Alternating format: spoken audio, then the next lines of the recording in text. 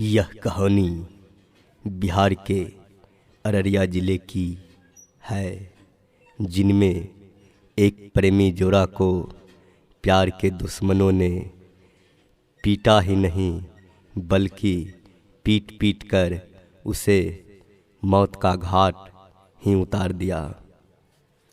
यह कहानी मोबाइल के जरिए ही उन लड़का लड़की से बातचीत चल रहा था। कुछ दिन बीता ही नहीं कि इनकी भनक उनके परिवार वाले को लग गए, जिनमें लड़की के परिजनों ने कुछ ऐसा तरकीब सोचा कि उसे शादी के बहाने फुसला पंडा कर उसे अपने घर बुलाता है। उनके परिजनों के कहने के बाद लड़का उन लड़की के घर आता है।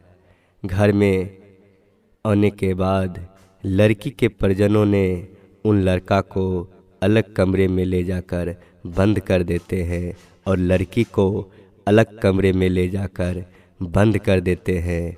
इसी बीच लड़का को रूम में बंद करके इतना पीटता है कि लड़का बेहोश हो जाता है और उसी बेहोशी की हालत में कुछ दरिंदों ने उसे करंट सटाकर उसे मौत का घाट उतार देते हैं।